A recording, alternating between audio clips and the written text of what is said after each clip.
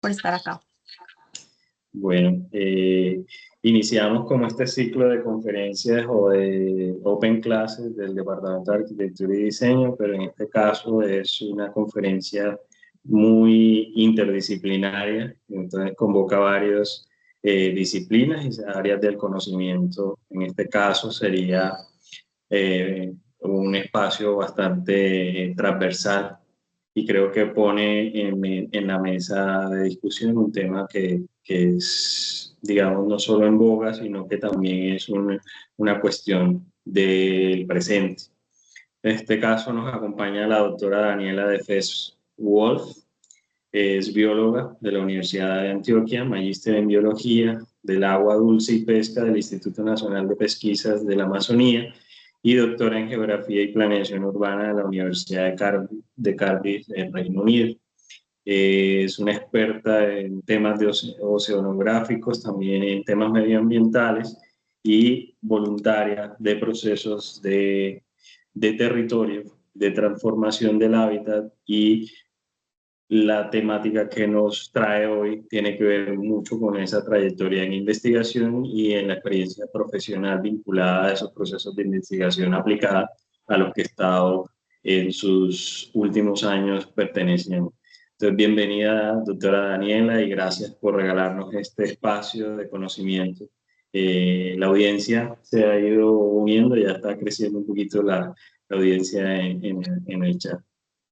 Bueno, Samuel, muchas gracias de verdad a todas y a todos por estar hoy aquí, por abrirme un espacio dentro de la universidad y sobre todo como por abrirme un espacio para contar una cosa que, como tú bien lo dices, parece como muy distante de tal vez de los temas en los que trabajan o en los que se interesan muchas de las personas que están acá. Pero algo que me gustaría que pasara al final o mientras voy dando la charla y vamos pensando en lo que voy contando y todo, es darnos cuenta cómo los trabajos interdisciplinarios justamente enriquecen muchísimo las visiones que tengamos, sea de la forma como nos planeamos las ciudades, sea de la forma como nos planeamos las políticas públicas, sea de la forma como nos planeamos, por ejemplo, programas de alimentación. Lo que quisiera que quedara es como que en esa diversidad hay una cantidad de riqueza muy, muy como inmesurable y que a veces lo que uno necesita es como justamente como ponerse los lentes de otras disciplinas y ver cómo se ve el mundo a través de ellas, ¿cierto? Entonces la invitación de hoy, antes de comenzar, quería preguntarles si ustedes logran ver bien mi pantalla. Sí, todo bien, listo. Sí, Entonces, ahora. Y quería decirles, bueno, que pues voy a estar hablando, pero si ustedes en la mitad sienten que algo no quedó, quieren que vuelva o o tienen algo que contarme alrededor de algo, por favor, siéntanse libres como de interrumpirme, de contarme cosas también. Y bueno, a empezar entonces. Muchas gracias de verdad por estar acá. Bueno, entonces hoy yo les voy a contar un poco de lo que fue como mi proyecto de investigación en el doctorado y que sigue siendo incluso pues como una de las temas que más me gustan, que más me atraen y que siguen siendo como motivo de mi atención, ¿cierto? Como lo acaba de contar Samuel, yo soy bióloga de formación, pero en un momento, y trabajé con pesca, todavía trabajo con pesca. Trabajé mucho así como con laboratorio y cosas así, pues como muy como uno se imagina de los científicos. Y en un momento yo me di cuenta, en uno de los trabajos en los que yo estaba, yo me di cuenta que a mí también me gustaba mucho trabajar con humanos y que quería entender muy bien o me gustaría entender cómo funcionaban esas relaciones entre lo humano y lo no humano, qué pasa cuando las relaciones son tan cercanas.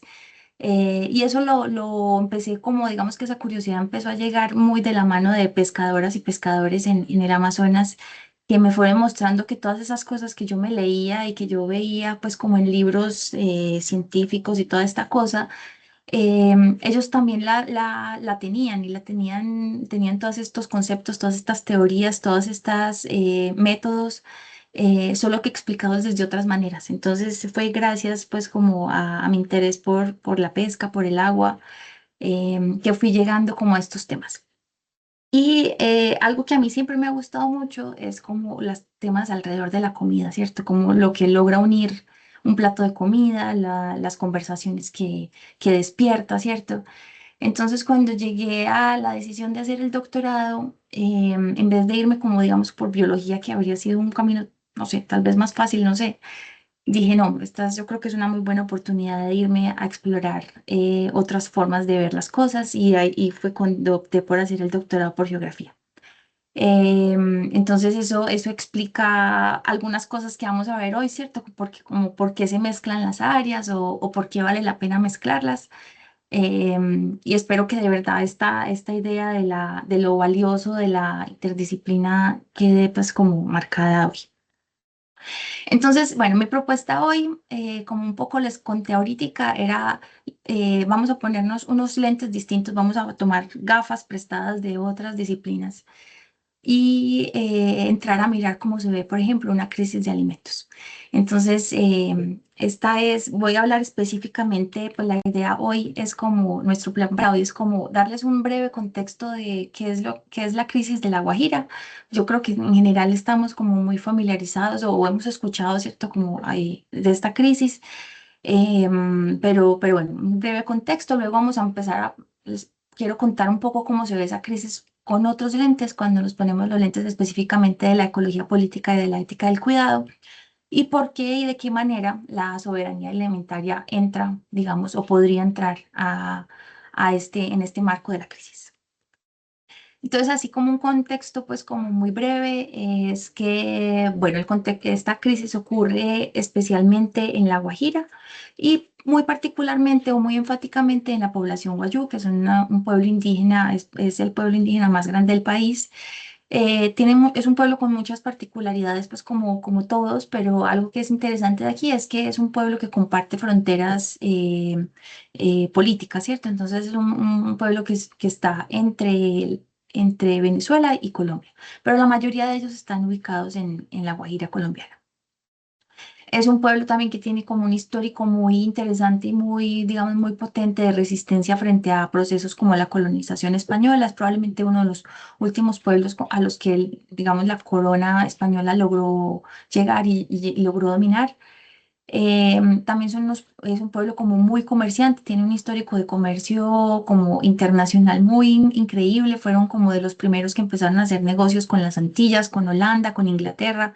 Y era incluso algo que es como muy particular, es que era una relación muy horizontal, ¿cierto? No era como lo que está, digamos, ocurre en otros pueblos o en otras mezclas entre culturas o sociedades en las que hay una relación un poco de desequilibrio de poder, sino que aquí las negociaciones, por lo que cuentan, digamos, las y los historiadores que han relatado estos procesos, eran como bastante horizontales.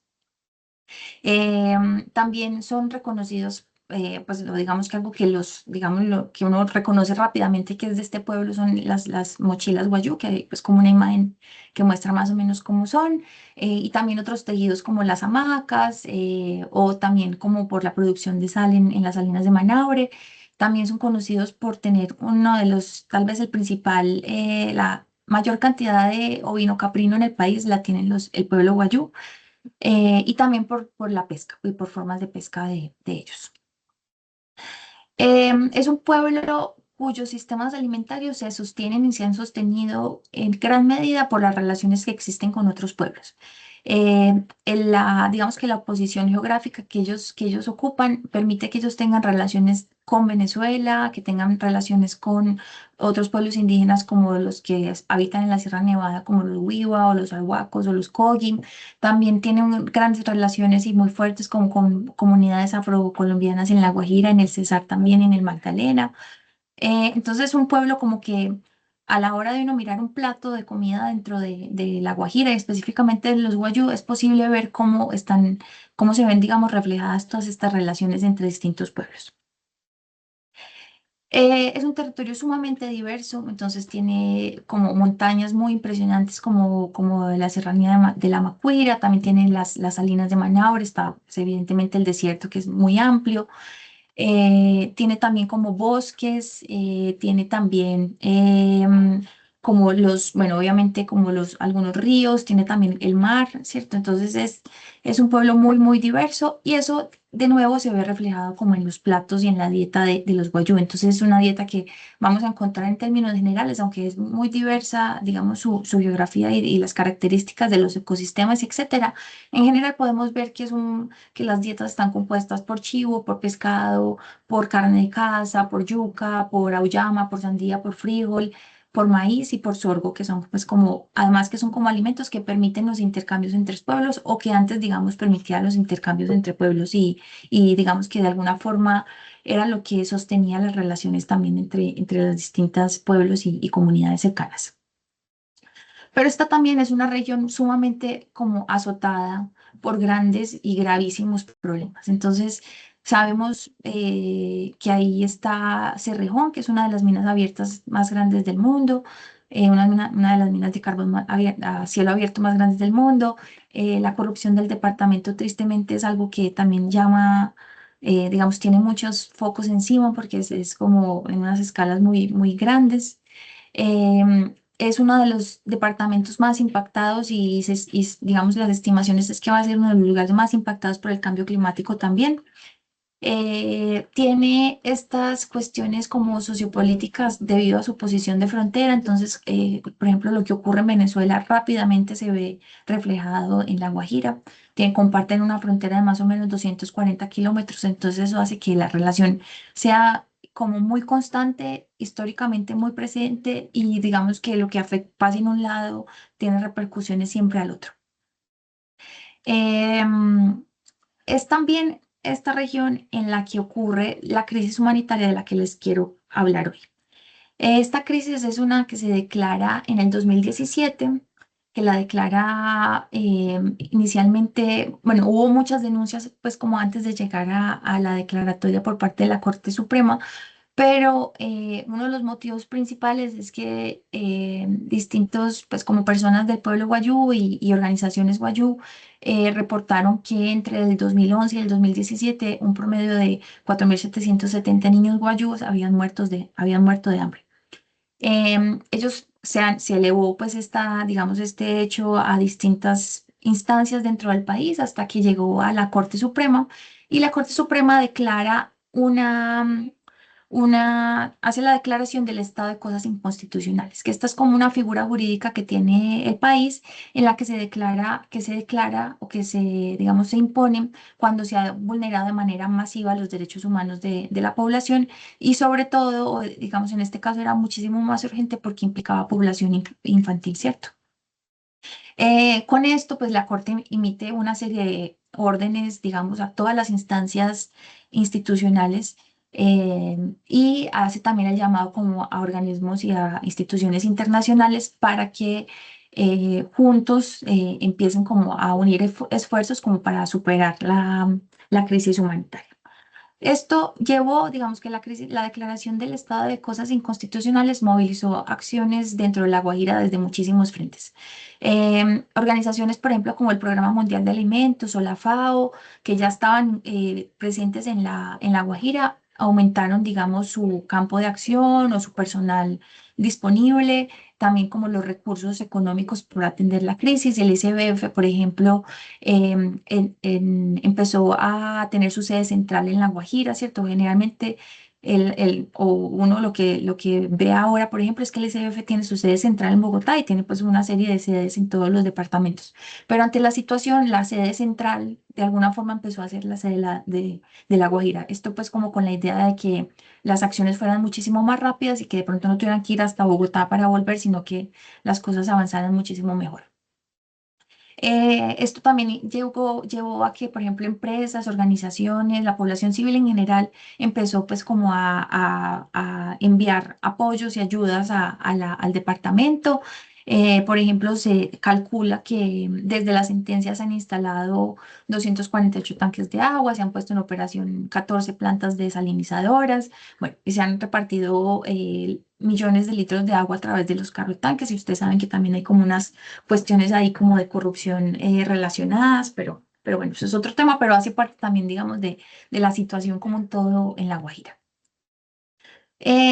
Pero digamos que lo que llamó la atención o que me llamó mucho la atención y que probablemente ustedes también, si están un poco familiarizados con la crisis, puede ser que también les haya parecido algo como interesante en el mal sentido, es que a pesar de que se hizo toda esta movida, digamos, alrededor, inspirada por la corte, pero también con toda esta atención que se recibió desde tantas fuentes, las muertes en la Guajira continuaban incluso aumentando después de la sentencia, ¿cierto? La sentencia fue en el 2017 y como vemos en este gráfico que hizo Mutante, que es como un colectivo de periodismo usando datos del Instituto Nacional de Salud, es que se declara en el 2017, pero vemos que en el 2018 incluso las muertes de niños aumentan, luego baja un poquito, luego vuelve a subir, luego baja otro poquito, luego vuelve a subir y ahora incluso en este momento sigue subiendo, ¿cierto? Entonces, esto digamos que podía tener como muchas explicaciones, ¿cierto? Uno podría decir, no, por un lado estaba pasando lo de Venezuela también, que tenía un impacto enorme en La Guajira y tiene un impacto enorme.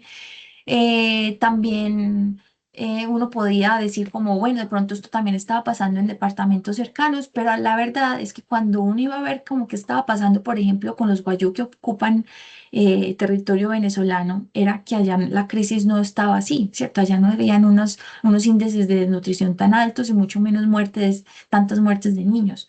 E igualmente en departamentos cercanos como el Cesar o el Magdalena, que uno diría como, tal vez las condiciones, no sé, climáticas de ese momento estaban afectando, digamos, a esa región, pero uno iba y veía como que ocurría en otros departamentos y tampoco estaba pasando esto, tampoco estaba pasando como una crisis de este tamaño, con muertes, que es pues como la cosa más compleja.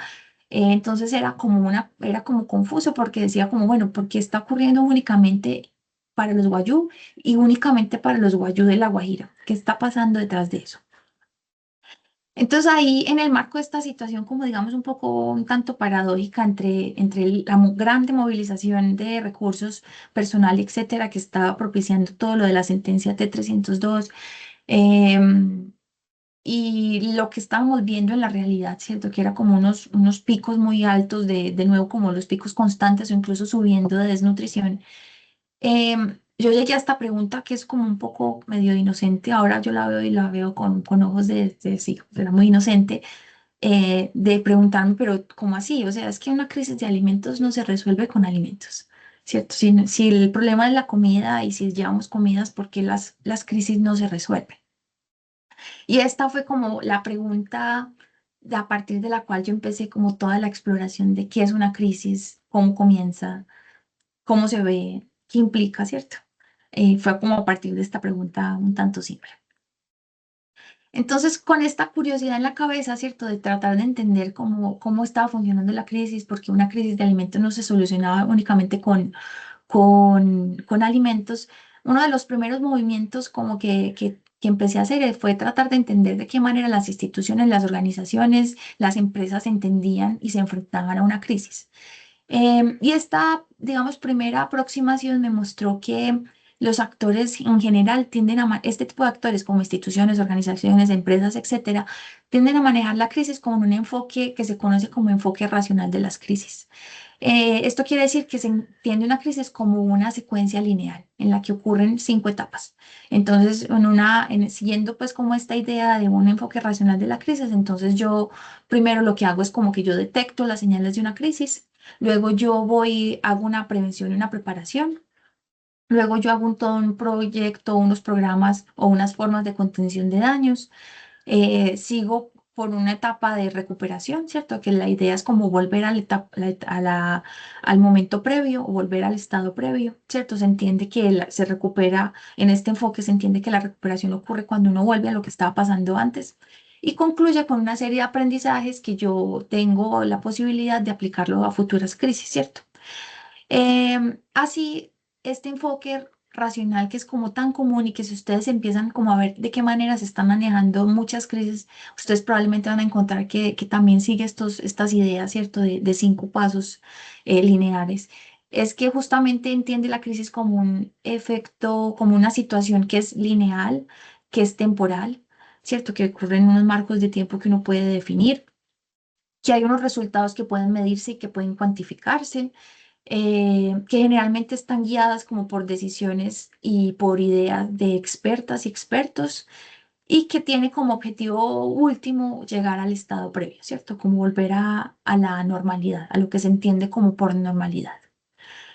Pero, sin embargo, el hecho de que este sea pues como el enfoque más utilizado, no solamente para La Guajira, sino también como para otros manejos de crisis, no quiere decir que sea, que esté funcionando o que sea el más apropiado, ¿cierto? Porque como les mostré ahorita hace poco, esta es una crisis que no solamente está continuando, sino que incluso ha empeorado. Y esto justamente puede deberse a la elección del enfoque para manejar las crisis, ¿cierto?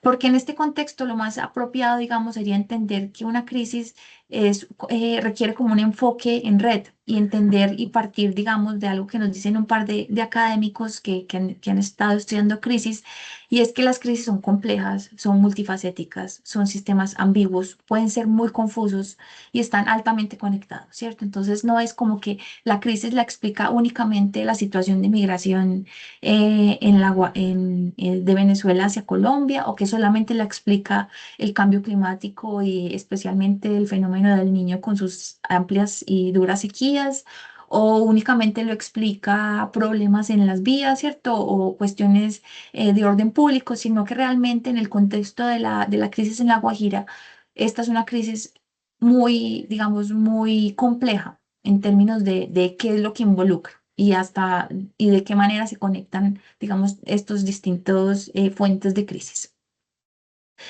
Entonces, ya que este enfoque racional evidentemente no estaba funcionando, ¿cierto? Como, pues como es obvio, ¿cierto? No hemos solucionado esta crisis y probablemente no se solucionen otras que siguen ese enfoque. Era necesario entender como lo más importante era empezar a entender que la crisis era un fenómeno muy complejo, que habían múltiples crisis interconectadas, como les conté, ¿cierto? Que esta es una crisis que tenía algo que ver con cambio climático, con cuestiones políticas, con cuestiones culturales, con cuestiones económicas. Era una gran mezcla de microcrisis que al unirse formaban una crisis de la magnitud de La Guajira. Y esto me llevó como a elegir, digamos, dos lentes para empezar a ver cómo se veía una crisis cuando yo me ponía las gafas de la ecología política y de la ética del cuidado. Aquí algo, antes de como de contarles un poquito a qué me refiero con ecología política y ética del cuidado, es como importante mencionar que ambos enfoques coincidían en que el final de la crisis no puede de ninguna manera hacer el retorno a la normalidad o al pasado, porque muchas veces es justamente esa normalidad la que es problemática. Y que además ustedes pues tal vez vieron, han visto que eso es como una consigna que se repite mucho como en manifestaciones sociales y todo, y que se decía como la normalidad, no queremos volver a la normalidad porque justamente la normalidad es el problema. En el caso de La Guajira ocurría eso, ¿cierto? La normalidad podía ser sumamente problemática, injusta, violenta, entonces no era necesariamente el Estado al que queríamos volver. Em, Aquí, entonces, voy a contarles un poquito como de los dos enfoques que elegí y por qué siento que son como los más apropiados para enfrentarse a una crisis con las características de la crisis de La Guajira.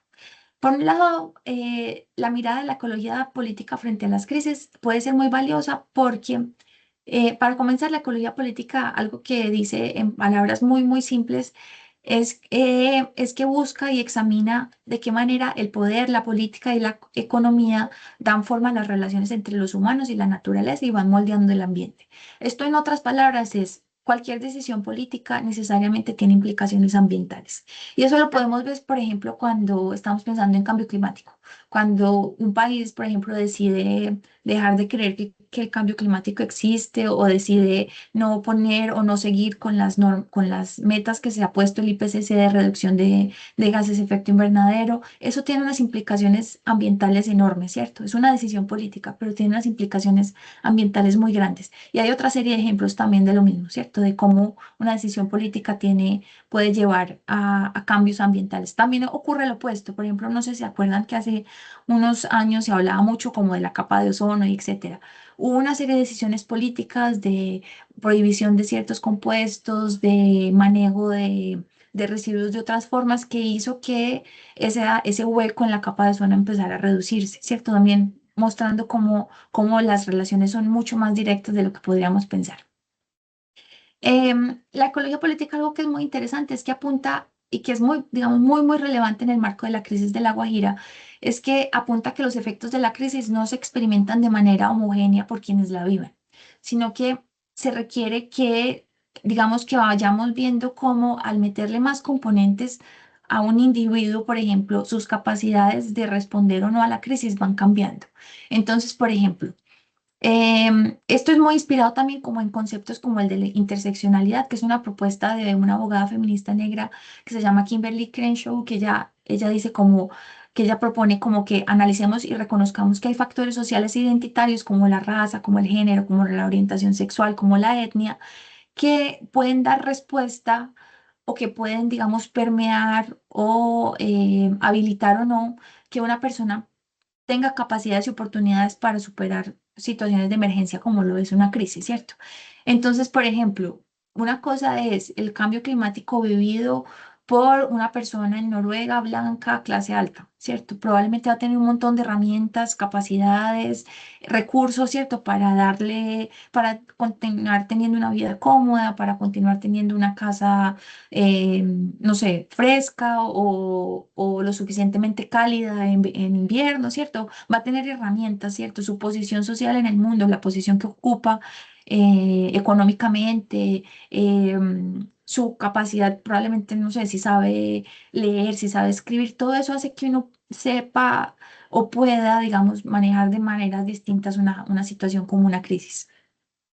Entonces, esto es como digamos, un punto en el que la ecología política hace mucho énfasis, como cuidado con pensar que una crisis afecta a todo el mundo de manera igual, porque eso no es cierto.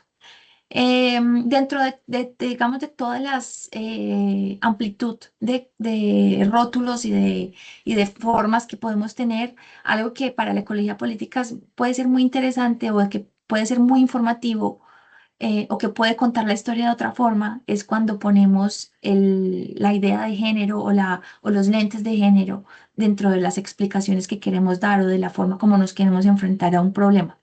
Em, por ejemplo, en este caso, un trabajo que es como muy interesante y que es muy bonito es el que han hecho dos investigadoras colombianas, Diana Ojeda y Eloisa Berman Acevedo, que ellas han estado trabajando durante mucho tiempo con la palma africana en Colombia. Ellos le han puesto especial atención a cómo se ve este negocio de la palma, cómo se ve la recolección de la palma desde el punto de vista de las mujeres. Y cuando ellas deciden ver, digamos, cómo se ve esto desde la ecología política feminista, o sea, desde el punto de vista de las mujeres, ellas logran revelar una serie de formas de violencia y de opresión que digamos que si no tuviéramos estos lentes del género no habríamos podido ver. Entonces ellas muestran cómo hay desigualdades en las formas de trabajo, cómo no hay políticas que no tienen la dignidad en cuenta, cómo, por ejemplo, afectaciones ambientales tiene unos efectos emocionales también muy grandes, como el agua, digamos, es como el gran problema en estos contextos de los cultivos de palma. Y esto es, digamos, gracias a ponerse esos lentes, ¿cierto? A abrir la puerta a eso. Incorporar estas recomendaciones de la ecología política feminista principalmente es muy importante en el contexto de La Guajira. En el caso de La Guajira, se calcula que más o menos el 60% de las personas que experimentan desnutrición y hambre son mujeres, niñas y niños. Y este porcentaje puede incluso llegar a aumentar muchísimo más cuando empezamos a incluir otras variables como por ejemplo si esta persona tiene o no acceso a la educación, si esta persona sabe o no leer, si esta persona está empleada o no está empleada, si esta persona vive en áreas rurales o urbanas. La sumatoria de esto puede hacer que incluso su posibilidad de tener hambre sea muchísimo mayor. De acuerdo hay una experta en políticas internacionales que se llama Sophie Harman, y ella nos dice que en la mayoría de los casos, sobre todo en contextos de crisis, las mujeres actúan como un amortiguador, ¿cierto? Son ellas las que están absorbiendo las cargas del cuidado a través de la autoexplotación, que puede llevar pues como impactos directos e indirectos en su propia salud.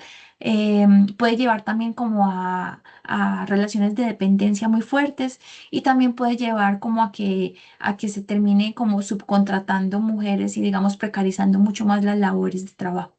Entonces, teniendo como esto en cuenta, digamos, como lo que ha ocurrido en otras geografías en las que las mujeres actúan como estas amortiguadores, ¿cierto? Cuando vemos lo que ocurre en La Guajira, podemos constatar que en el caso de los guayú específicamente ocurre exactamente igual, ¿cierto? Son ellos como los que están particularmente más afectados por la crisis y uno ve, digamos, en los relatos de campo y en otros relatos escritos, digamos, por otras personas, uno ve que son justamente mujeres y niñas quienes tienen que empezar a emplear una serie de estrategias como para darle más o menos como ir paliando el hambre, ¿cierto? Entonces, por ejemplo, muchas decían, de las mujeres y los niños entrevistados decían como algo que nosotras hacemos es como comer menos o incluso no comer, ¿cierto? Como para ir redistribuyendo esa comida como entre quienes quedaban. Pero, sin embargo, como a pesar de que las instituciones y organizaciones que operan en la crisis, pues parecen estar un poco conscientes de estas diferencias que hay o que otorga, digamos, el género, em, digamos que cuando uno hace, o sea, uno hace un análisis como de las políticas que ellos tienen, los programas, y uno ve que hay unos componentes como de género muy importantes, ¿cierto? Si ustedes, no sé si han visto que últimamente, pues como meterle la cuestión, el enfoque de género es algo que se está volviendo un poco una muletilla dentro de la investigación y dentro de los programas. Pero cuando uno hace un análisis como mucho más criterioso de ellos cómo están interpretando eso, o eso cómo se ve en la práctica, lo que uno ve realmente es que están ignorando como todas estas diferencias, están ignorando que una crisis se vive diferente si uno es una niña guayú, si uno es un niño guayú, si uno es una mujer joven, si uno es una mujer embarazada, si uno es un hombre adulto, si uno es un hombre que sabe leer, ¿cierto? Todo esto hace que uno la crisis la pueda vivir o no de una manera muy distinta. Em, y eso hace, o sea, digamos, el desconocer estas diferencias hace que los manejos de las crisis tiendan a ser como homogenizados y estandarizados. Yo creo que hay como ciertos paralelos, tal vez ustedes van a coincidir conmigo en algunas cosas que, digamos, cuando se habla, por ejemplo, de vivienda, ¿cierto? Que uno a veces, muchas veces ve cómo se trastean formas de vivienda para zonas andinas, montañosas, en páramo, y se van para La Guajira, y uno dice, ya no funciona, ¿cierto? Eso mismo ocurre con los planes de alimentación en La Guajira, son como unas ideas estandarizadas, muy homogéneas, que cuando se ponen o se llevan para otro lugar realmente no tienen sentido, ¿cierto? Están muy desconectadas del contexto. Y esta es como una de las primeras críticas que, digamos, que podemos tener sobre esos programas, es como su desconexión total como con las realidades. Así que teniendo en cuenta como lo que resaltaba el enfoque de la crisis de la ecología política feminista, yo empecé a analizar un poco cómo eran estas respuestas en La Guajira. Y me hice como tres preguntas claves, ¿cierto? Como cuáles eran las causas de la crisis según estas instituciones, ¿cierto? Según cada una de las instituciones. Luego pasé a evaluar si sus planes consideraban o no los efectos heterogéneos que tiene una crisis entre las personas de una comunidad.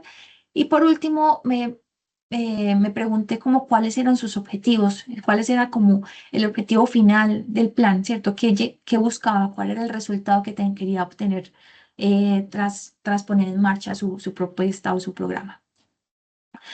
Y lo que fue, digamos, no sorprendente y al mismo tiempo sorprendente, es que para la mayoría de actores como del Estado, así como otras instituciones internacionales, incluyendo también como a la Corte Interamericana de Derechos Humanos o la Corte Suprema, por ejemplo, las causas de la crisis se resumían básicamente en alimentos y agua.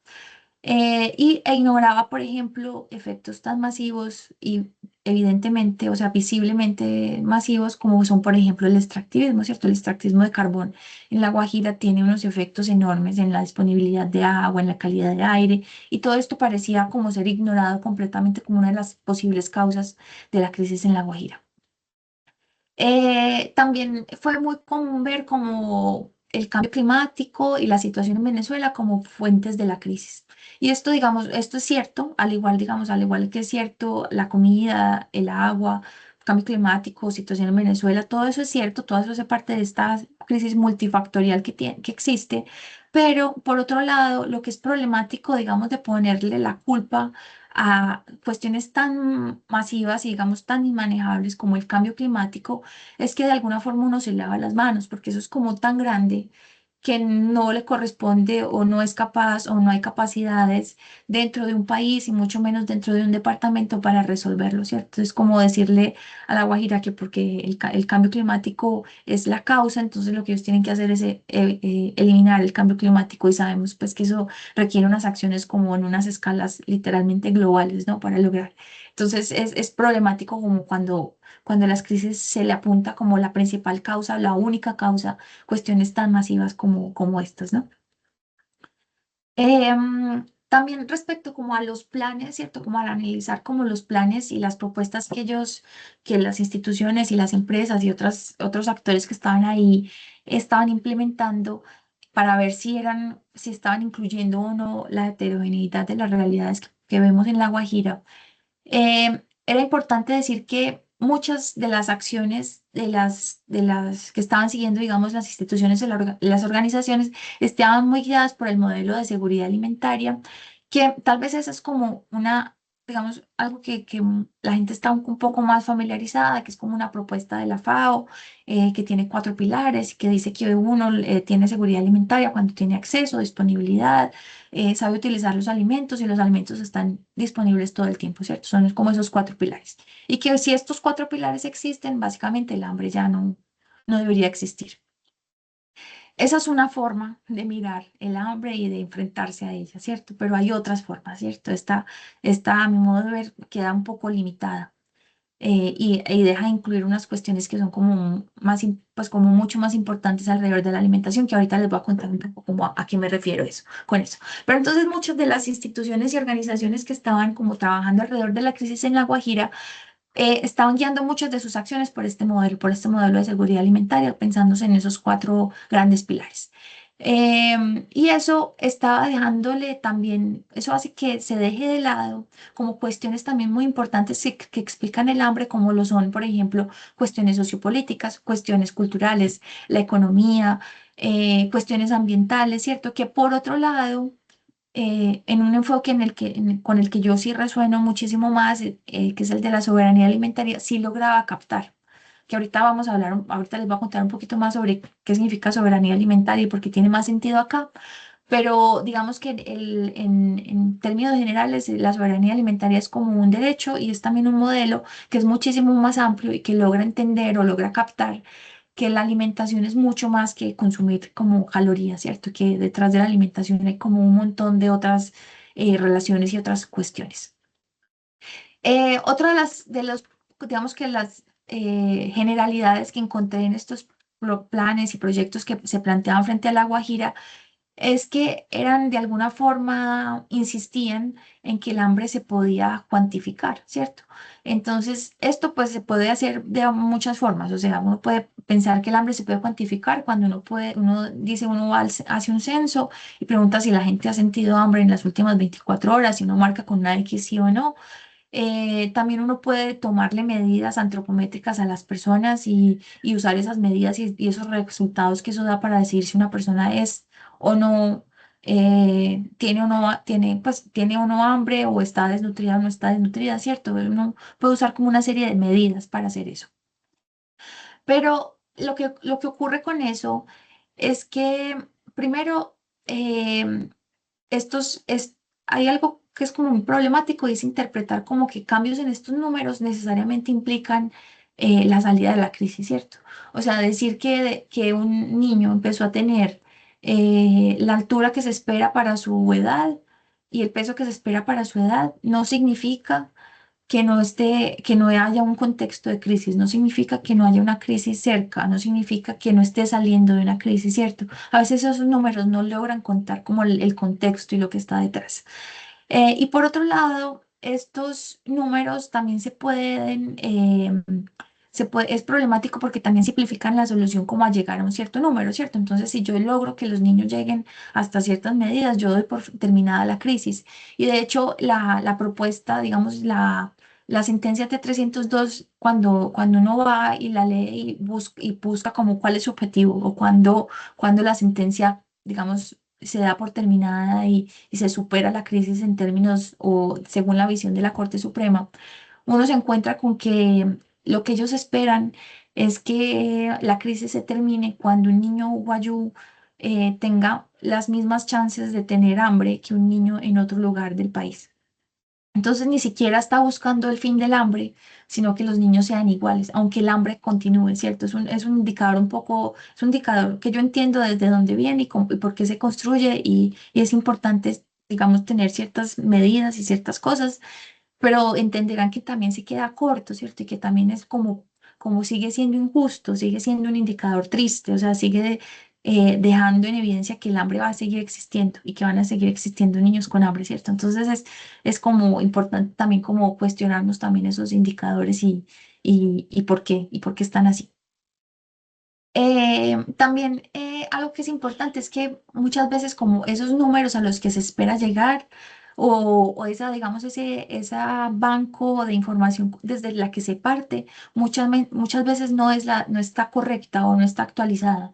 En el caso, por ejemplo, específicamente de los guayú, ellos me decían, es que aquí llegan y nos dicen no sé, las instituciones tienen la meta de recuperar 7.000 niños guayú, que son los que según los reportes están en riesgo de desnutrición y muerte por desnutrición, pero en nuestro censo son más de 34.000 niños. Entonces sí hay unas diferencias ahí que también son difíciles de conciliar y que por eso también es muy problemático como poner metas como números, ¿no? Em, y por otro lado, algo que también fue como común ver digamos, en las formas de respuestas de las instituciones es que no consideraban como efectos, o sea, el hambre realmente no es solamente una cuestión como de falta de alimentos y de falta de agua, sino que también muchas veces responde a contextos de violencia histórica, a falta de consideración de voces locales, a la exclusión de la diversidad, a, por ejemplo, cuestiones como la corrupción, ¿cierto? Como que todos estos también son como factores muy importantes que explican la complejidad de la crisis y también explican por qué se vive de maneras tan distintas dependiendo de la posición en la que uno está.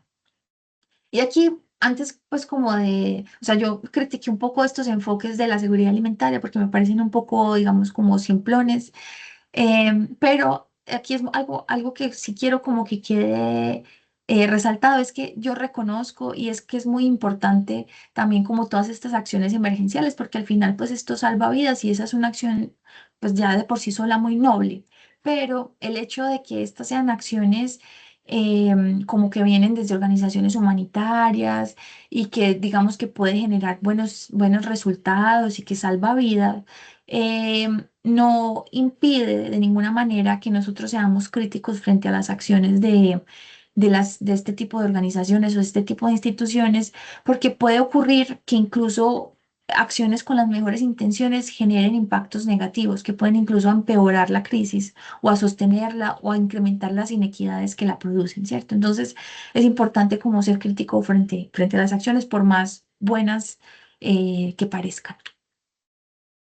Entonces, yo acabé de contarles un poco que parte de lo que explica que la crisis no se haya solucionado, a pesar de todos los recursos invertidos y de toda la acción recibida que estaba recibiendo especialmente el Departamento de La Guajira, es porque las instituciones tienden a seguir un enfoque racional de las crisis y porque estas instituciones consideran la crisis como algo que tiene como dos fuentes principales, que es agua y alimentos. Y claro, es muy lógico pensar que una crisis de alimentos se soluciona con alimentos, pero aquí es muy importante traer como lo que nos dicen Christopher Barrett y Daniel Maxwell, que son un par de investigadores que nos señalan que muchos de los efectos indeseados de la ayuda humanitaria ocurren justamente por asumir falsamente que la mejor manera de luchar contra el hambre es con comida. Esto porque, por un lado, y esto, a ver, por un lado, digamos, entregar paquetes de comida y etcétera, y en mercados y todo esto, pues son medidas como muy convenientes, pueden salvar vidas, como ya lo mencioné hace poco. Digamos que sí, es una forma rápida de resolver ciertos problemas. Pero este tipo de ayudas no reemplaza las décadas de violencia que han sufrido los pueblos, las distintas formas de violencias y opresiones, los efectos del extractivismo, las promesas incumplidas de progreso, de desarrollo, de bienestar, ¿cierto? Eso no se reemplaza con un paquete de nada, ¿cierto? Con un mercado no es tampoco. Hay un investigador que es muy interesante, pues que hace unas investigaciones muy interesantes alrededor de seguridad alimentaria, soberanía alimentaria, bueno, alimentación en general, que se llama Raj Patel, Y él hizo una investigación en Malawi que aplica muy bien como a lo que ocurre en La Guajira. Y como con respecto como a esta visión de que tiene la lógica de la nutrición alrededor de la crisis. Y él dice como que se impone generalmente en contextos de crisis, ay, disculpen, me pasé acá, en contextos de crisis generalmente se imponen como un conjunto de ideas y prácticas que buscan acabar el hambre, no abordando directamente la pobreza o digamos otras causas que uno diría en el caso de La Guajira como el extractivismo, sino priorizando la entrega de componentes moleculares individuales de los alimentos a quienes carecen de ellos, ¿cierto? Que es lo que hemos visto, ¿cierto? Como en vez de ir y cuestionarse de qué manera el extractivismo está afectando los sistemas alimentarios, pues uno va y entrega un paquete de alimentos e ignora, digamos, esa pregunta que quedó ahí o esa cuestión que quedó ahí atrás. Y esto, pues, en general lo que hace, digamos, limitar las respuestas frente a una crisis a la entrega de alimentos, es que ignora que el hambre es el resultado de inequidades, de opresión, de violencia, y que eso no se puede resolver de ninguna manera con paquetes de alimentos, ¿cierto? También hace también algo que es como muy impactante, digamos, de este tipo de acciones de la entrega de alimentos, es que ignora que uno come por mucho más que por simple demanda biológica, ¿cierto? O sea, el hecho de que uno se alimente idealmente, y esperemos que algún día pase todos los días, ¿cierto? Que para todo el mundo sea todos los días no es solamente porque uno responde a necesidades fisiológicas, ¿cierto? Porque uno necesita energía y porque yo necesito 2000 calorías para hacer mis actividades y pensar, y etcétera, sino porque comer es ante todo o en muchos casos implica una serie de relaciones emocionales muchísimo más profundas, implica la conexión entre distintas geografías, implica posicionales, pues como posiciones políticas y éticas frente a la vida, ¿cierto? O sea, comer lo que hay en un plato es un muy buen reflejo de lo que uno es, de lo que la posición que uno ocupa, la ética que lo cruza, las cosas que a uno le importan, el valor que uno le da a ciertas cosas, las emociones que están ahí reflejadas, las conexiones, las memorias, ¿cierto? Comer es muchísimo más. Comer es identidades, placeres, memoria, ¿cierto? Es mucho más que un simple como cantidad de calorías como para vivir. Así que, pues como que la manera en la que se ha manejado la crisis también una de las, digamos, grandes inconvenientes es que nos ha impedido ver que hay otras formas de entender la crisis y también otras formas de solucionarla. Por ejemplo, con frecuencia, quienes están detrás de los manejos de la crisis de La Guajira ignoran o deciden ignorar que en los guayúes tienen enfrente a unos expertos increíbles en manejo de crisis, tienen unos expertos increíbles en manejo de sequía y escasez, que son como, han sido un pueblo que históricamente ha ocupado como regiones que para muchos de nosotros son extremas, ¿cierto? Como son los desiertos, son las salinas, son todos estos sistemas que pueden ser como muy desafiantes y que ellos llevan siglos ocupándolo, ¿cierto?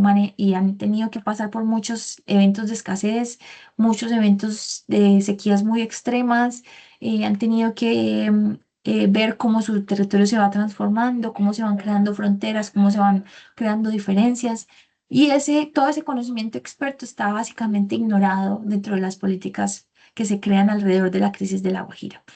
Em, o sea, y lo que es más, digamos, más preocupante es que ignorar todo este conocimiento experto lleva a que se creen planes sumamente ineficientes y que solamente como que continúan como incrementando los efectos de la crisis.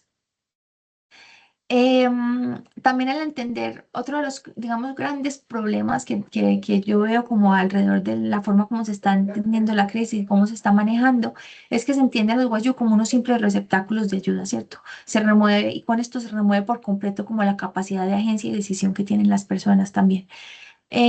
Ante estas, digamos, esta forma de actuar o estas formas digamos, del manejo de la crisis, se ignora, por ejemplo, o no se le da espacio a que las personas que están viviendo la crisis te empiecen a tener decisiones sobre, por ejemplo, qué quieren comer, qué quieren plantar.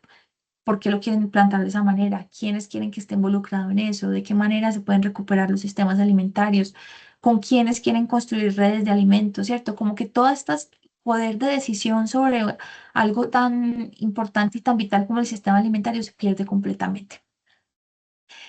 Em, entonces, ante todo, algo que es como que a mí me llamó mucho la atención como del análisis de la crisis y de cómo se iban incorporando estas visiones y estas críticas y todo, es que lo que en esencia nos impide ver o nos lleva a este manejo de la crisis, entender la crisis como de estas formas lineales y que se resuelve con alimentos y agua, es que nos impide ver que realmente esta es en esencia una crisis de los cuidados, ¿cierto? La crisis de la Guajira es, digamos, en forma tan resumida como poderosa, una crisis de los cuidados. Y bueno, aquí es como que una vez uno entiende o uno decide entender que la crisis de la Guajira es una crisis de los cuidados, entonces uno debe entrar a ponerse otras gafas. Y aquí la gafa que yo me puse, digamos, las gafas que yo me puse fueron las gafas de la ética del cuidado.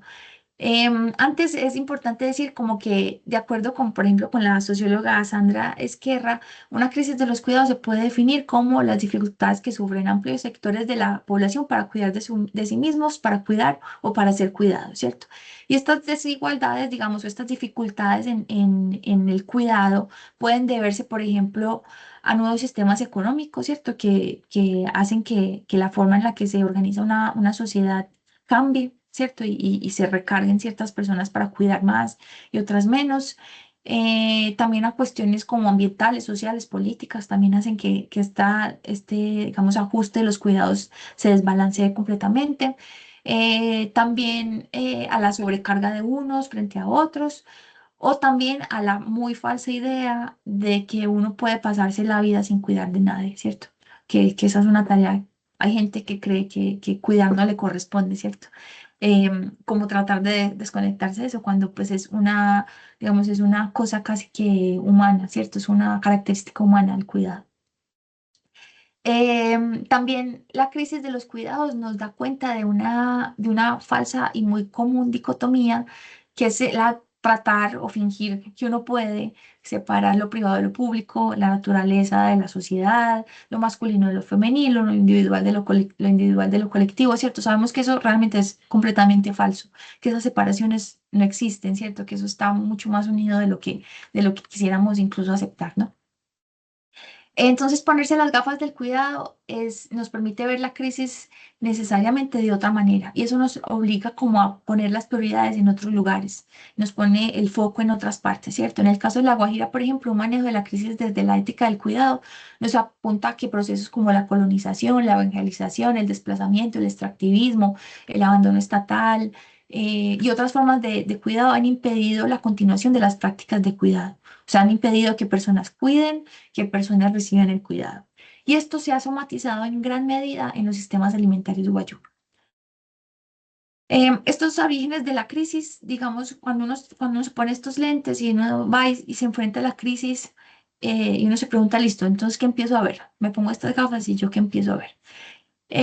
Por un lado, nos muestra como que la pérdida del derecho al cuidado se somatiza en los sistemas alimentarios, ¿cierto? Eso es como una de las primeras esferas en las que yo veo que el cuidado está fallando. Hay alguien que está dejando de cuidar.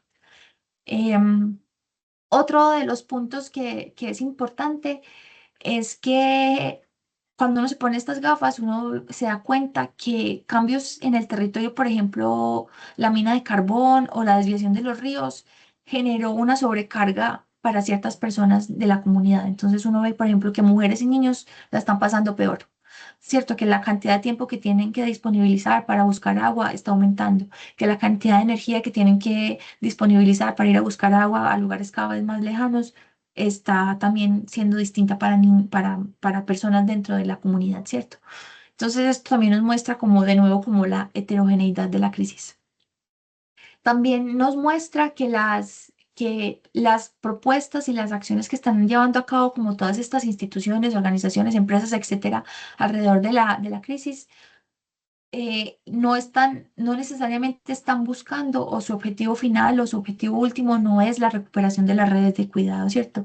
Muchos de estos objetivos son como llegar a cierto número, llegar a cierta medida, tener tantos niños que ya no estén registrados como niños desnutridos, ¿cierto? Como que todo está, pero no busca o el objetivo final no es la recuperación de esas redes, que al final es, digamos, lo que la ruptura de ellas es justamente lo que produce el cuidado. Y también otra de las formas, o sea, o de lo que se hace evidente cuando uno se pone las lentes del cuidado, es que las acciones también son muy limitadas, ¿cierto? Se limitan, o sea, se restringen únicamente a la entrega de alimentos, a la entrega de agua, a la entrega de estos alimentos terapéuticos, que es como la bienestarina, ¿cierto? Que son estos compuestos como supercalóricos que ayudan como a la recuperación de personas desnutridas. Pero, o sea, podríamos pensar claramente que toda esta serie de acciones que tienen que están siguiendo las empresas y las organizaciones, etcétera, son buenas porque de alguna forma tendrían ciertas nociones de cuidado, buscan el cuidado de los niños, no sé qué, buscan la recuperación de las comunidades, etcétera. Pero aquí de nuevo vale la pena ser muy crítico y entender que no todas las acciones son buenas, ¿cierto? Que aunque tengan las mejores intenciones, se pueden generar incluso efectos nocivos sobre otras personas.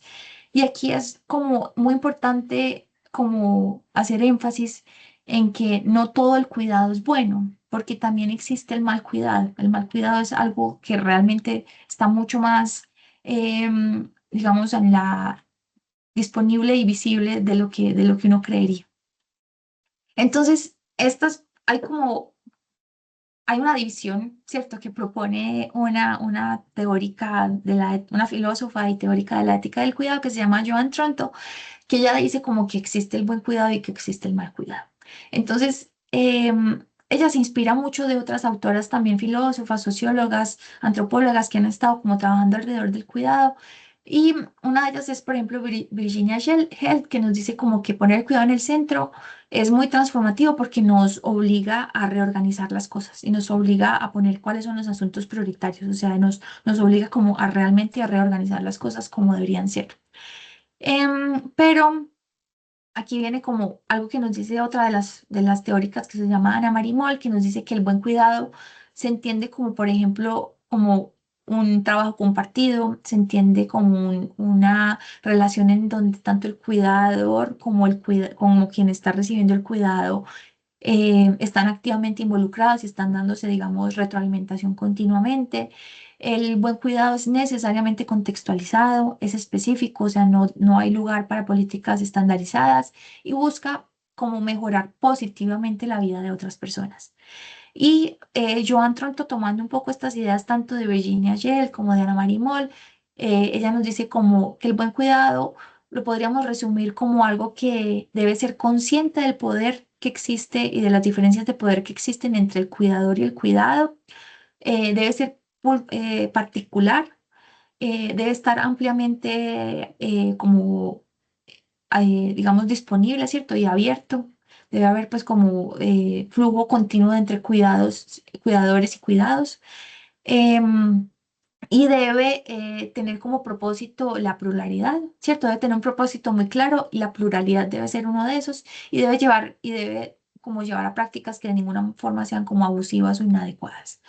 Y por otro lado, el mal cuidado se entendería como aquellas acciones o decisiones o políticas que carecen de consideraciones alrededor del poder, que no tienen un propósito claro y que tampoco tienen como nociones de pluralidad. Em, entonces, cuando yo me puse a mirar como las medidas en La Guajira bajo estas ideas del buen y el mal cuidado, me di cuenta que muchas de las políticas que encajaban en lo que podríamos clasificar como el mal cuidado. Esto en esencia porque muchas de ellas estaban como descontextualizadas del contexto, valga la redundancia. El foco continuaba siendo en suplir un número de calorías, no había ningún espacio para voces locales ni voces expertas dentro de la comunidad. Los propósitos eran muy ambiguos, muy difusos, ¿cierto? Nada claros. Y hay pues digamos, un fragmento de una entrevista que me dio una de las personas, uno de los guayucos, como con los que con quien trabajé durante el doctorado, que yo creo que refleja muy bien como esta ausencia de contexto. Entonces, Leonardo me decía, en una entrevista en Maicao, me decía, Cerrejón diseñó e instaló una finca experimental en nuestro territorio para enseñarnos a los guayú a cultivar papa. Y nosotros nunca entendimos eso. Esa idea es absurda, o sea, producir papas aquí, porque esa idea exótica de enseñarnos a cultivar papas en un desierto, en lugar de invitarnos a hablar sobre el maíz, sobre cómo logramos cultivarlo durante todo el año y sobre qué hacemos con él. También otros participantes, por ejemplo, y colegas, digamos, de la investigación, también me reportaron, por ejemplo, que muchas instituciones empezaron a enviar alimentos y muchos de esos alimentos necesitaban refrigeración. Y no sé si ustedes han tenido como la oportunidad de ir a rancherías en la Guajira, pero la gran mayoría, y no, o sea, me atrevería a decir el 95%, no tiene ni siquiera electricidad, mucho menos sistemas de refrigeración. Entonces, lo que ocurría era que llegaban grandes cantidades de alimentos, no alcanzaban a comérselos todos y terminaban teniendo que botar alimentos o peor aún consumiendo alimentos dañados porque no tuvieron condiciones para preservarlos. También el caso de la bienestarina, que también viene con un montón de buenas intenciones de recuperación rápida a personas desnutridas y especialmente pues como a niños desnutridos. Lo que ocurrió, según me reportaron personas con las que hablé durante las entrevistas en campo, es que enviaron la bienestarina, pero esta debe mezclarse con agua. Y muchas veces no enviaron el agua que acompañaba o que permitía, digamos, la disolución de la bienestarina. Entonces las personas tenían que optar por mezclarla con el agua que tenían. Y por más que ellos decían que trataban de, no sé, hervirla, pasarla por ciertos paños para tratar de filtrar alguna cosa, pues igual seguía siendo agua que no estaba en óptimas condiciones y mucho menos para atender personas con desnutrición.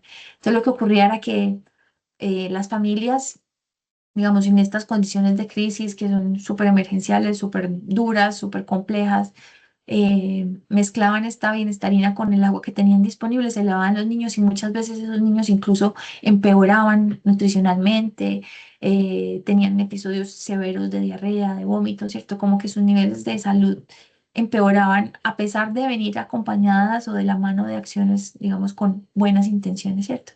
Y por eso esta idea del mal cuidado puede ser muy interesante en este contexto de La Guajira.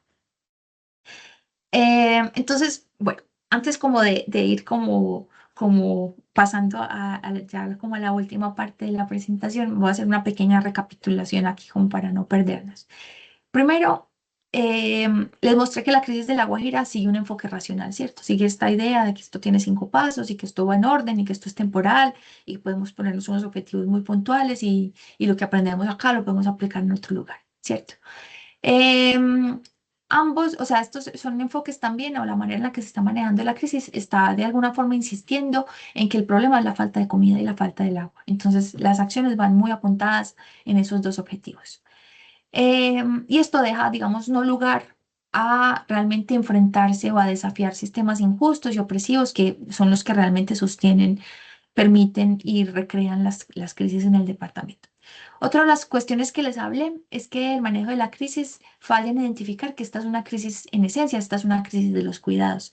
Y esto hace que se tomen pocas o nulas acciones como para hacer que las personas afectadas recuperen su capacidad de cuidar y de ser cuidados, que debería ser, según mi punto de vista, el objetivo último de las acciones alrededor de la crisis. También les conté que esta crisis tiene una ausencia de la perspectiva de cuidado, entendiendo que las respuestas pueden generar acciones más acciones negativas que positivas, ¿cierto? Como que el cuidado no siempre debe entenderse como una cuestión única, pues como siempre buena, ¿cierto? Muchas veces el cuidado también puede generar como malas acciones y malas consecuencias. Y yo entiendo que este panorama es bastante desalentador, ¿cierto? Me encantaría decir que era muy desalentador, pero la crisis como continúa. Puede parecer muy desalentador, pero aquí es importante traer como a la mesa la manera en la que el feminismo nos sugiere ver las crisis. Y aquí me gustaría mucho como guiarme de lo que nos dice la economista Amaya Pérez Orozco, quien nos apunta que las crisis son oportunidades para transformar el sistema.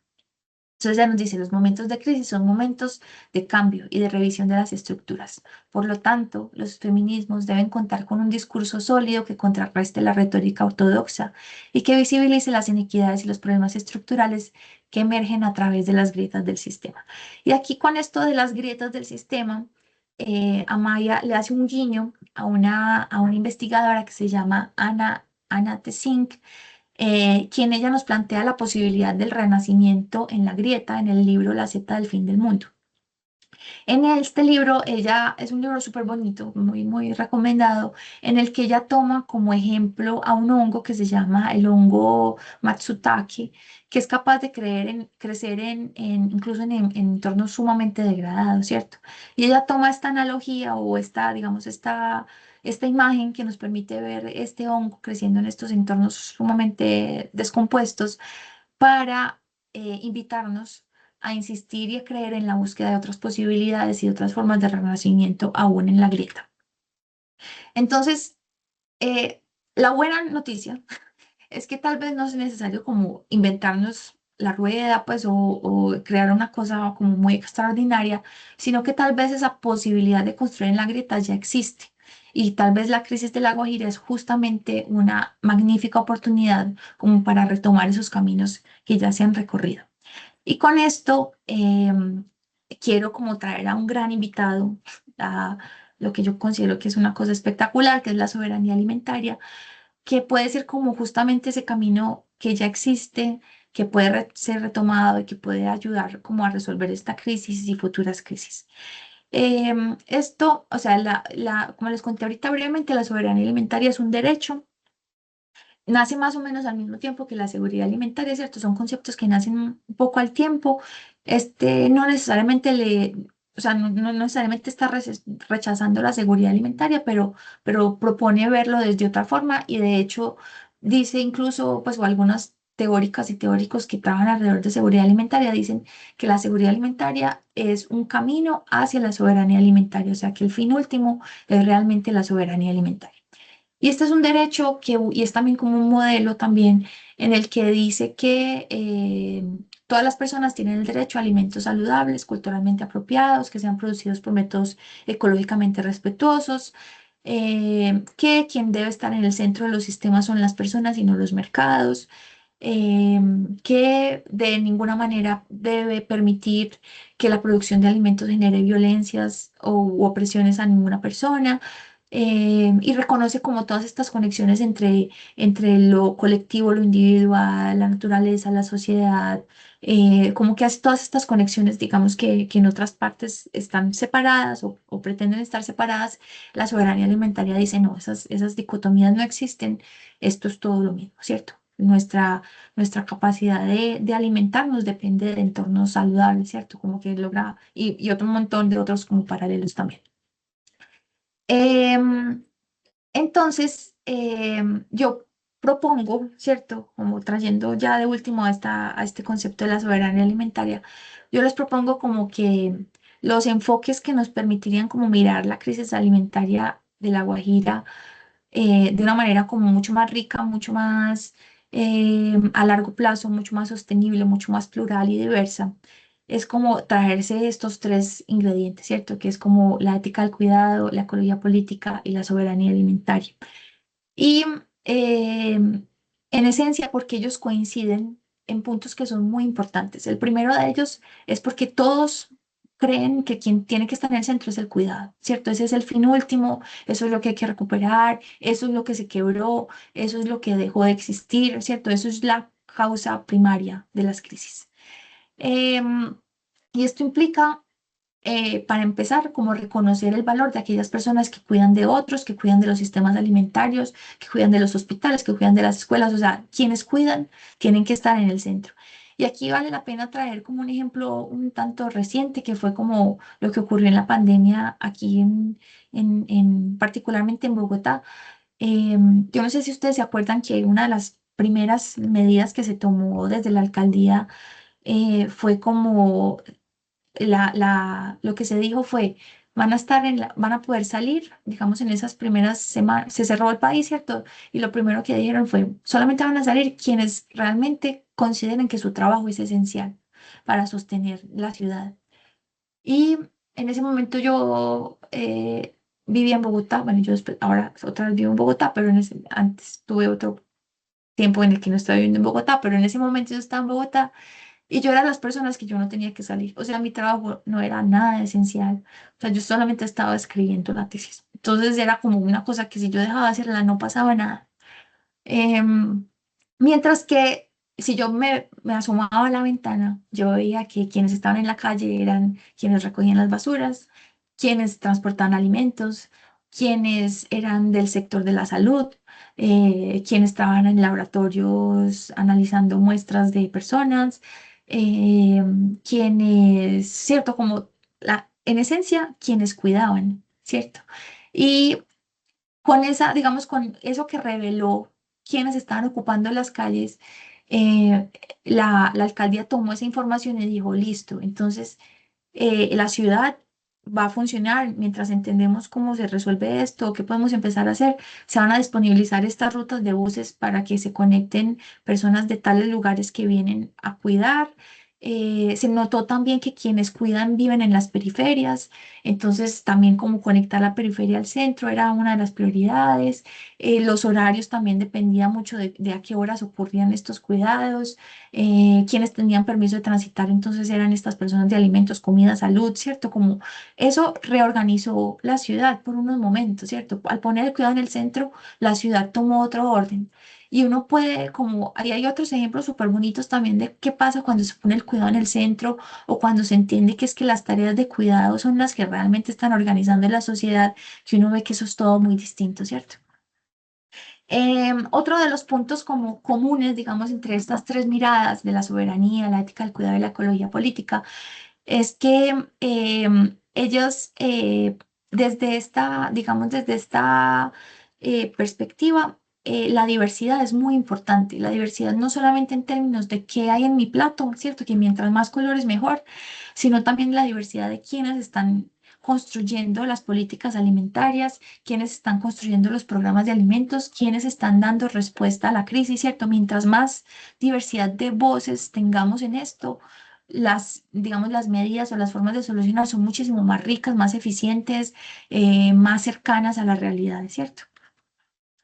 Otro punto como muy importante, que es algo en lo que la soberanía alimentaria logra como dar unos ejemplos muy claros, es que reconoce la interdependencia, ¿cierto? Reconoce que la interdependencia es una característica netamente humana, que somos, todos los seres somos por naturaleza interdependientes, en algunos momentos más, en algunos momentos menos, pero todo, esta es una condición humana básicamente.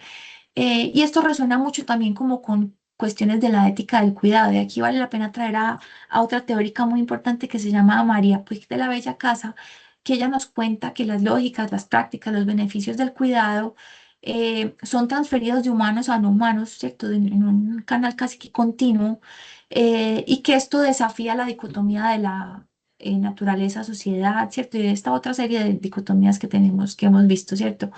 Entonces, la soberanía alimentaria y así como la ética del cuidado apoyan que la disolución de estos límites nos muestra que cuidar de otros, sean estos humanos o no humanos, sean estos ecosistemas, suelos o no, hace que nosotros también podamos cuidarnos, ¿cierto? Que además esto es una de las formas, digamos, más evidentes de autocuidado. También coinciden, digamos, estos tres en que el fin último realmente debería ser como la recuperación al derecho de los cuidados. Nosotros podríamos pensar, y la invitación es a que pensemos que el fin de la crisis es realmente cuando las personas sean capaces de volver a cuidar, ¿cierto? Que recuperen ese derecho al cuidado.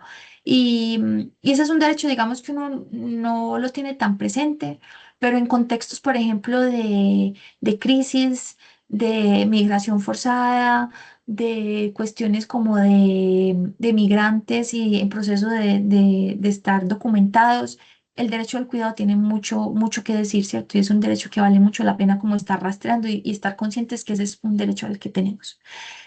Em, por último, y no por eso menos importante, estos tres enfoques reconocen que lo cotidiano es sumamente poderoso. O sea, lo cotidiano es el primer espejo de todo, de lo bueno, de lo malo, de los cambios, de lo que faltó solucionar, de lo que está por solucionar, ¿cierto?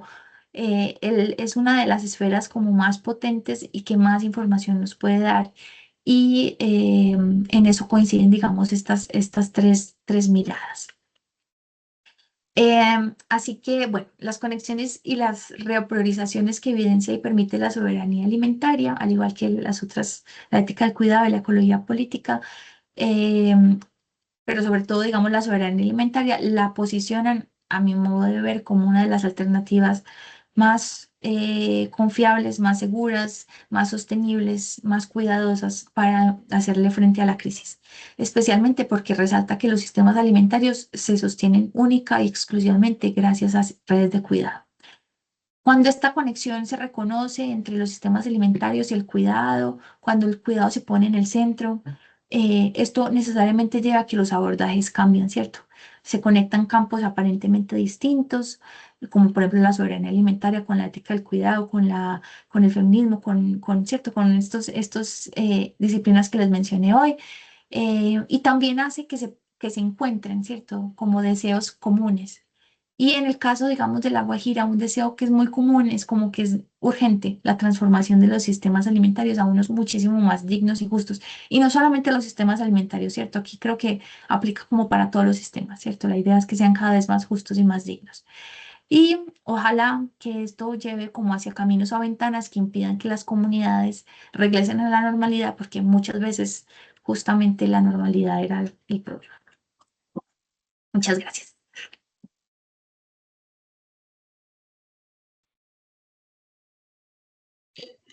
Eh, no, muchas gracias a ti, Daniela. Creo que ha sido no solo interesante, sino provocadora de Ujú. debate y de conversación. Creo que vale la pena ponerle, sobre todo, acento a los matices que son importantes y no dar por sentado los discursos. Creo que la conferencia dio mucha pincelada por ese lado de no dar por sentado los discursos, sobre todo en el tema del cuidado, más allá de las políticas como tal normatizadas o de las perspectivas que puedan haber dentro de cualquiera de los sectores. Hay un comentario, yo tengo también una Sí, pregunta y un comentario en el claro. chat que hace la profesora Sandra, que es enfocado así, lo voy a leer literal como está, el concepto de sentipensar popularizado por el sociólogo Orlando Fassborda es precisamente la clave para entender por qué la gestión ambiental técnica y fría a menudo fracasa. El territorio no es un recurso a explotar, sino un espacio de vida con el que se tiene una deuda ética y afectiva. Sí. Entonces, Sí, coincido plenamente con la profesora Sandra. Y yo creo que sí, cuando uno le mete, digamos, como estas ideas de cuidado, de emociones, de la disolución entre la sociedad y la naturaleza, el repensar, ¿no es cierto? Como todas las relaciones, todo esto como desde otras formas, uno se da cuenta que muchos de estos abordajes son, sí, sí, justamente como estandarizados, homogenizados, fríos, pero que cuando uno logra incorporar todos estos matices, ¿cierto? Que a veces parecen como nada que ver o que parecen como muy simples, pues uno se da cuenta que es justamente eso lo que complejiza todo, ¿cierto? Cuando uno le pone ahí como los sentimientos, cuando uno le pone ahí como las emociones, la memoria, cuando uno se da cuenta, ¿cierto? Que la comida, por ejemplo, no es solamente, al igual que el territorio, no es solamente un recurso, ¿cierto? Que el territorio, que la comida es muchísimo más que eso. Entonces, sí, es muy bonito ver cómo uno después puede empezar como a llevarse esto a otras ideas y ver que sí, que encuentra un aliado o que encuentra con otras partes también. Gracias, profesora, por tu comentario. Mm.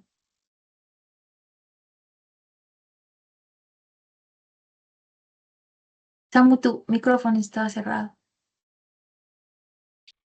no sé si alguien tenga alguna otra pregunta o otro comentario frente a la conferencia.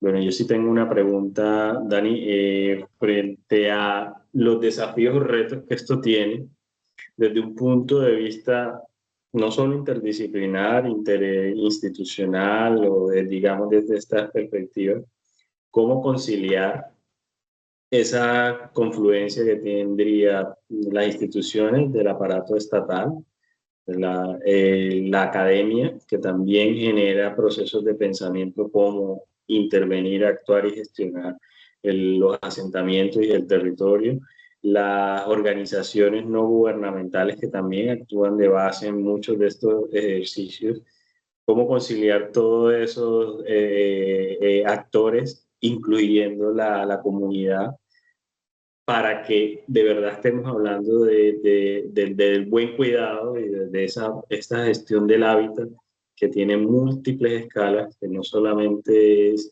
como bien decías al principio, el territorio físico, sino también todos esos otros elementos que orbitan sobre lo físico y sobre lo humano.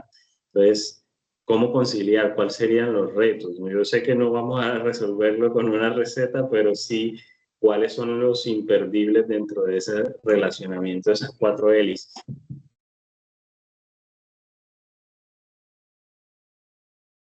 No se te escucha, creo. Tienes el micro, sí. Ya, el micrófono, ya, perdón.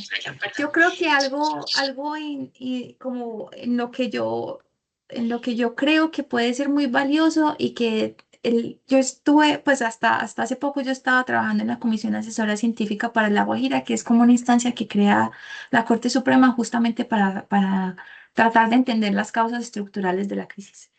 Y, y ese era un desafío real, ¿cierto? Como poner sentar en la mesa estos actores tan distintos y ver, y no solamente sentarlos a la mesa, sino cómo hacer para que la gente genuinamente escuche al otro, ¿cierto? Porque a veces no es como solamente que tú me sientes al frente pues como que en una mesa me pongas todos los ministros y toda la comunidad y no sé qué, sino que realmente lo que el otro me esté contando para mí yo esté dispuesto o tenga apertura para eso. Y algo como que fue muy valioso, como que fue como una postura que tomó la comisión, fue poner como, o sea, parió, ¿cierto? Expertos que venían de, digamos, UNICEF, FAO, Ministerio y expertos Guayú. Y estos cuatro tenían la misma categoría de expertos, ¿cierto? Entonces, o sea, digamos, desde un ente un poco más neutro, lo que cada uno de estos tenía para decir era igualmente importante, ¿cierto? Entonces, como la idea de paridad, de experticia, ¿cierto? Reconocer que hay una experticia en estas personas, que una persona que lleva 60, 70, 90 años viviendo en un ambiente con las condiciones como La Guajira, o sea, no hay otra palabra más que experto, ¿cierto? Para eso. Y que a veces ese es como justamente, uno tiene una idea de experto como una persona encorbatada, ¿cierto? Probablemente un señor encorbatado, no sé qué, que venga de otras partes, ¿cierto? Como que uno tiene unos estándares, pero como entender que si hay una gran experticia en estas personas, eso es como uno de los primeros pasos. Otro como cuestión muy importante es el tiempo, porque la manera en la que uno desde Occidente considera el tiempo es muy distinto a cómo se considera en otros lugares, ¿cierto? Y cómo se vive, y cómo se interpreta, y cómo se maneja, y cómo se estira o se encoge, ¿cierto? Eso depende de un montón de cosas. Entonces, pedirle, por ejemplo, a las comunidades guayú que tomen una decisión inmediata en una mesa era imposible, ¿cierto? Pues, o sea, ellos preferían no opinar o no decir nada porque ellos nos decían, es que yo tengo que llevar esto a mi comunidad, yo tengo que consultarles a ellos, yo tengo que pasar por cuestiones espirituales y culturales que nosotros desconocemos, pero son importantes también. Entonces, como que reconocer que hay unas diferencias en los tiempos que también hacen que las acciones y las políticas no vayan en la velocidad que alguien está marcando, ¿cierto? Reconocer que hay unas múltiples temporalidades ahí. Entonces, yo me iría como por esas dos, como el tiempo y la experticia.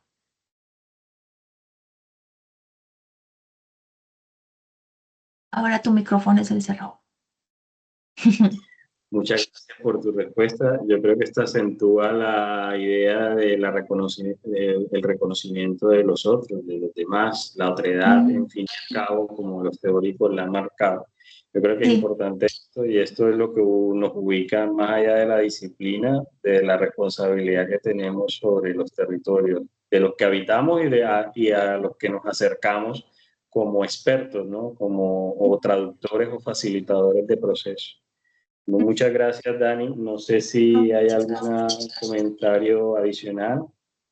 Si no, no me resta más que agradecerte el estupendo espacio. Bastante, yo creo que estuvimos ahí en audiencia escuchando cada postura. Entonces, Ay, no, agradezco. muchas gracias. Muchas Bienvenida siempre. gracias. Ah, primera conferencia que creo que estamos abriendo el ciclo de este 2026, que va a ah, versar precisamente por ponernos, como tú dijiste al principio, ponernos las gafas desde otra arista. El departamento de ah, arquitectura pues tiene disciplinas que versan sobre el hábitat, habitar. qué bien. Ajá. Y habitar no es solo diseño, habitar es muchas más cosas y creo que viene bien que nos pongamos en escucha de esas otras saberes que están fuera de nuestra órbita disciplinar. Ay, no, qué bien. No, me alegra mucho saber que con esto se da apertura al nuevo ciclo de interdisciplinaridad y de gafas. No, muchas gracias a ti y Gracias por estar obviamente a vamos a todos. hacer el camino. Para los invitados, para los que estuvieron aquí oyentes, la doctora Daniela pues desarrolla estos temas de investigación. Yo creo que es una buena oportunidad también por articularnos. Ella hace parte de varias redes de investigación y de trabajo articulado con instituciones tanto académicas como no académicas. Creo que es bueno el escenario y por eso estas charlas se van a volver importantes este año. Muchas gracias, Dani, por eso. Ay, gracias, Samu. Muchas gracias a todos por estar acá. Bueno, feliz tarde para todos Una y nos feliz vemos en tarde. el camino. Feliz tarde, gracias. Gracias. Gracias.